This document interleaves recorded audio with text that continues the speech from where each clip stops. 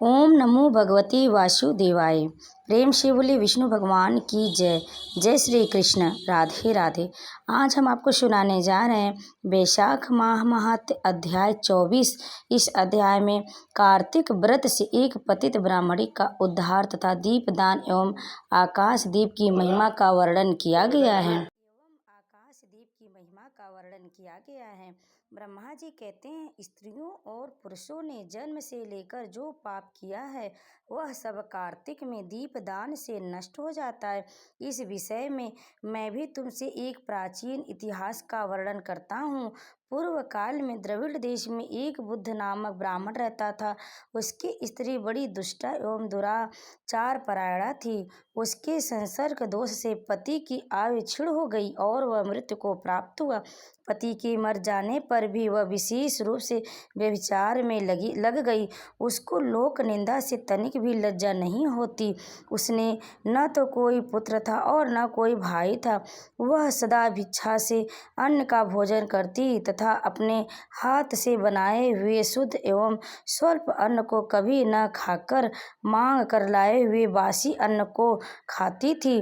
दूसरे के घर रसोई बनाया करती और तीर्थ यात्रा आदि से दूर रहती थी। उसने कभी कथा भी नहीं सुनी थी। एक दिन तीर्थ यात्रा में लगा हुआ कोई विद्वान ब्राह्मण उसके घर पर आया। उसका नाम कुत्स था। उसको व्यभिचार में आसक्त देखकर उस ब्राह्मण श्रेष्ठ कुत्स ने कहा, ओ मूढ़ नारी, तू मेरी बात को ध्यान देकर सुन। पृथ्वी आदि 5 भूतों से बने हुए तथा पीप एवं रक्त से भरे हुए इस शरीर को, जो केवल दुख का कारण ही है, तू क्यों पोषती है? अरे, यह देह पानी के बुलबुले की समान है। एक दिन इसका नाश होना निश्चित है। इस अनित्य शरीर को यदि तू नित्य मानती है तो अपने मन में बैठे हुए इस मोह को विचार पूर्वक त्याग दे। सबसे श्रेष्ठ देवता भगवान विष्णु का चिंतन कर और उन्हीं की लीला कथा को आदर पूर्वक सुन। और जब कार्तिक मास आवे तब भगवान दामोदर की प्रीति के लिए स्नान दान आदि कर दीपदान दे। भगवान विष्णु की परिक्रमा करके उन्हें प्रणाम कर। यह व्रत विधवा और सौभाग्यवती सभी स्त्रियों की करने योग्य है। यह सब पापों की शांति और समस्त उपद्रवों का नाश करने वाला है। कार्तिक मास में निश्चय ही दीपदान भगवान विष्णु की प्रसन्नता बढ़ाने वाला है। ऐसा कहकर कुत्स ब्राह्मण दूसरे के घर चला गया और वह ब्राह्मणी भी कुत्स की बात सुनकर पश्चाताप करती हुई इस निश्चय पर पहुंची कि मैं कार्तिक मास में अवश्य व्रत करूंगी। तत्पश्चात कार्तिक मास आने पर उसने पूरे महीने भर प्रातः सूर्योदय काल में स्नान और दीपदान किया। तदंतर कुछ काल के बाद आयु समाप्त होने पर उसकी मृत्यु हो गई। वह स्वर्ग लोक में गई और समयानुसार उसकी मुक्ति भी हो गई। कार्तिक के व्रत में तत्पर हो दीपदान आदि करने वाला जो इस दीपदान का इतिहास सुनता है वह मोक्ष को प्राप्त होता है। नारद, अब आकाश दीप का महत्व सुनो।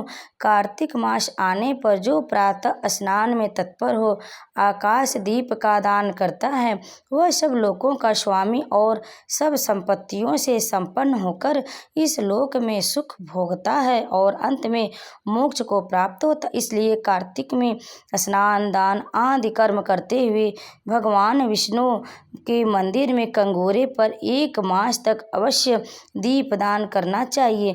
महाराज सुनंद ने चंद्र शर्मा ब्राह्मण के बताए अनुसार 1 मास तक विधि पूर्वक व्रत किया। वे कार्तिक में प्रतिदिन प्रातः काल स्नान करके पवित्र होते हैं और कोमल तुलसी दल से भगवान विष्णु की पूजा करके रात में उनके लिए आकाश दीप देते हैं। दीप देने के समय वे मंत्र का उच्चारण करते थे।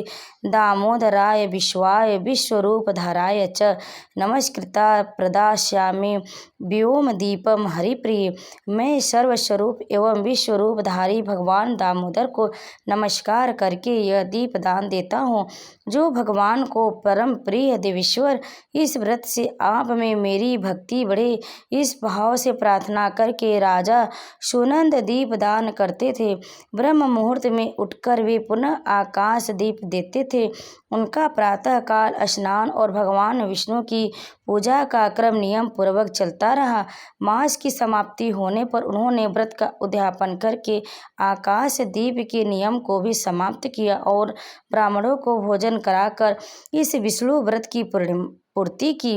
इस पुण्य के प्रभाव से राजा ने इस लोक में स्त्री, पुत्र, पौत्र और स्वजनों के साथ लाख वर्षों तक पार्थिव भोगों का उपभोग किया और अंत में स्त्रियों सहित सुंदर विमान पर आरूढ़, चार भुजाधारी, शंख, चक्र, गदा आदि आयुधों से सुशोभित पीतांबरधारी विष्णु का सा दिव्य शरीर पाकर मोक्ष का आश्रय लिया। वे विष्णु लोक में भगवान विष्णु के ही समान सुखपूर्वक रहने लगे। अतः कार्तिक मास में दुर्लभ मनुष्य जन्म को पाकर भगवान विष्णु को प्रिय लगने वाले आकाशदीप का विधि पूर्वक दान देना चाहिए। जो संसार में भगवान विष्णु की प्रसन्नता के लिए आकाशदीप देते हुए कभी अत्यंत क्रूर मुख वाले यमराज का दर्शन नहीं करते। एकादशी से, तुलसी राशि के सूर्य से अथवा पूर्णिमा से लक्ष्मी सहित भगवान विष्णु की प्रसन्नता के लिए आकाशदीप प्रारंभ करना चाहिए। नमः पितृभ्य प्रेतभ्यो, नमो धर्माय विष्णवे, नमो यमाय रुद्राय कांतार पतये नमः। पितरों को नमस्कार है, प्रेतों को नमस्कार है, धर्मस्वरूप विष्णु को नमस्कार, यमराज को नमस्कार तथा दुर्गम पथ में रक्षा करने वाले भगवान रुद्र को नमस्कार।